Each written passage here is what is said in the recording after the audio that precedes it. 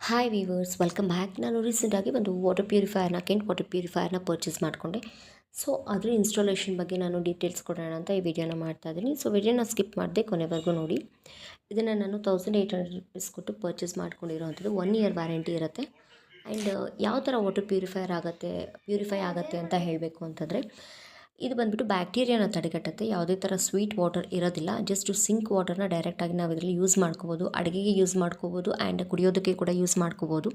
ಇದು ಕಾವೇರಿ ವಾಟರ್ ಮತ್ತು ಆಕ್ವಾಗಾರ್ಡ್ ವಾಟರ್ ಥರ ಇದು ಸ್ವೀಟ್ ಮತ್ತು ಟೇಸ್ಟಿ ವಾಟರ್ ಆಗಿರೋದಿಲ್ಲ.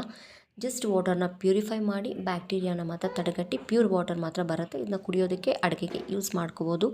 ಜಾಸ್ತಿ ಯಾರಿಗೆ ಇನ್ವೆಸ್ಟ್ಮೆಂಟ್ ಮಾಡಿಬಿಟ್ಟು ಆಕ್ವಾಗಾರ್ಡ್ನ ಹಾಕ್ಸ್ಕೊಳ್ಳೋಕ್ಕಾಗೋದಿಲ್ವೋ, ಈಗ 20-25,000 ಎಲ್ಲ ಆಗುತ್ತೆ ಆಕ್ವಾಗಾರ್ಡ್ನ ಹಾಕ್ಸ್ಕೋಬೇಕಂದ್ರೆ, ಅಷ್ಟು ಇನ್ವೆಸ್ಟ್ ಮಾಡಿ ಹಾಕ್ಸ್ಕೊಳ್ಳೋಕ್ಕಾಗದೇ ಇರೋವಂಥವ್ರು ಇದನ್ನು ಸಿಂಪಲ್ಲಾಗಿ ಟೈಮ್ ಬೀಯಿಂಗ್ ಯೂಸ್ ಮಾಡ್ಕೋಬೋದು. ಬ್ಯಾಚುಲರ್ಸ್ ಆಗಿರ್ಬೋದು ಅಥವಾ ಟೈಮ್ ಬೀಯಿಂಗ್ ಕೂಡ ಇದನ್ನು ಯೂಸ್ ಮಾಡ್ಕೋಬೋದು.